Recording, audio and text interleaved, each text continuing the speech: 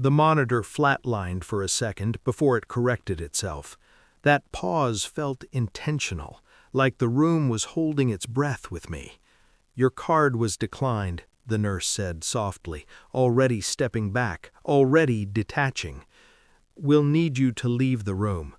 I stared at my husband's blood on my hands and thought, of course it was. I watched them wheel me into the hallway while my son, newborn, blue, fighting, was taken somewhere I wasn't allowed to follow. My phone buzzed in my pocket. One unread message. "I'm at the bank. They're asking questions. I'll be late." That was the last lie my husband ever told me as my husband. I met him when I still believed in gentle men. He held doors open, remembered my coffee order, talked about building something together. He used words like "we" and "forever" like they were unbreakable contracts.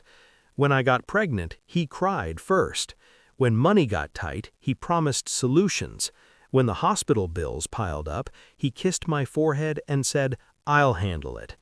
I trusted him because I loved him, and because he trained me to. The signs didn't scream, they whispered. Passwords changed, calls taken outside, bank statements that arrived already opened. His affection became scheduled, efficient, like a task. Still, I stayed calm. I was very good at calm. The night before the birth, I saw the truth by accident. His phone lit up while he slept. A woman's name, a preview message. "Don't forget, wire transfer clears tomorrow, you promised." I didn't wake him. I didn't cry. I memorized everything. Back in the hospital hallway, a man in a charcoal suit approached the desk. Older, expensive watch. The kind of confidence that doesn't need volume. "I'll cover it," he said, placing a black card on the counter. "All of it." The nurse blinked. The administrator stammered. Papers were signed. Then the man turned to me. He took my hand, kissed it, and he wept. "I'm sorry," he whispered. "He told us you'd never find out like this." Us. I knew who he was before he told me. My husband's silent partner. His father-in-law in everything but name. The man whose money my husband had been bleeding dry while planning his exit. "He took everything," the man said, and he disappeared. I smiled for the first time in days. "No," I said quietly, "he didn't. I didn't chase my husband, I audited him. While everyone else assumed I was recovering, I was collecting.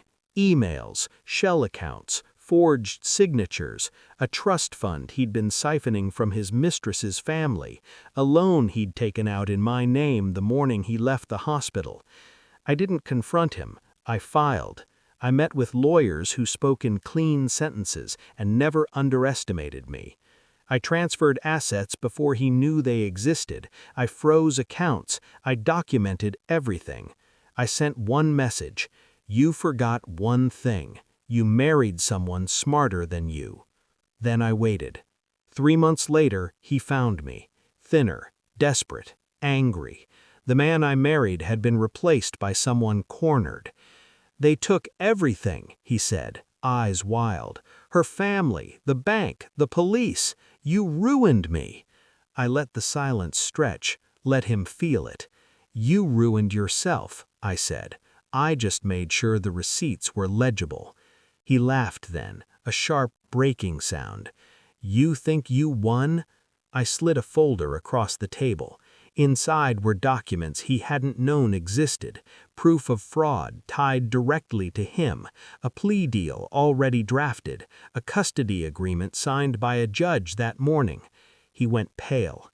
"You can't do this," he whispered. I leaned in. I already did. The trial was brief. The consequences were not. He lost his freedom first, then his reputation, then the people who once defended him because defending him cost too much. His mistress never visited. Her family made sure of that. I never raised my voice. I never looked back.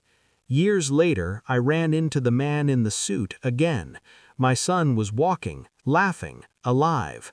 "Thank you," he said, "for ending it." I shook my head.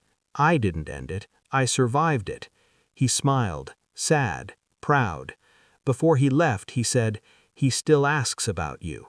I watched my son chase pigeons across the plaza. Tell him," I said calmly, "that I remember everything, because I do. I remember the lie, the hallway, the card declining, and I remember the moment I stopped being a victim and became the consequence. I didn't scream, I didn't beg, I planned, and that was the most painful part for him, because he never saw it coming."